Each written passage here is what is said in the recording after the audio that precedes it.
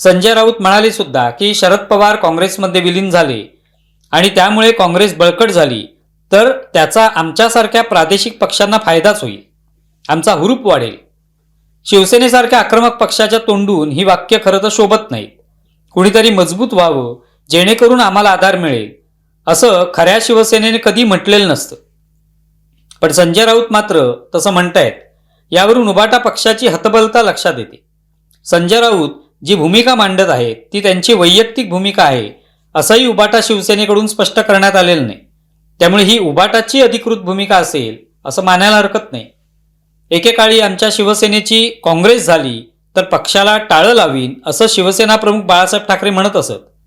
पण आता काँग्रेस मजबूत करण्यासाठी उभाटा शिवसेना पक्ष प्रयत्नशील आहे हे पाहून आश्चर्य वाटतं. पण याला तेच जबाबदार आहेत. कारण त्यांनी 2019ला जनतेचा कौल झुगारून काँग्रेस आणि राष्ट्रवादीसोबत जाण्याचा निर्णय घेतला. मुख्यमंत्रीपदासाठी त्यांनी शिवसेनेचा बाणा सोडला. त्याचे परिणाम पुढच्या काळात या पक्षाला भोगावे लागले आहेत हे सर्वांना चांगलं ठाऊक आहे.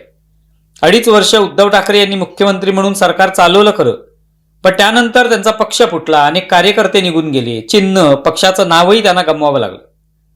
आता भाजपाकडे जाण्याचा मार्गही बंद झालेला आहे. या परिणामांची पर्वा न करता अजूनही काँग्रेस मजबूत करण्याचा विचार उभाटा शिवसेना करते. संजय राऊत यांना काही वाटलं तरी शरद पवार असं पाऊल उचलतील का हा देखील प्रश्न आहेच. अर्थात तो पर्याय पूर्णपणे नाकारता येणार नाही.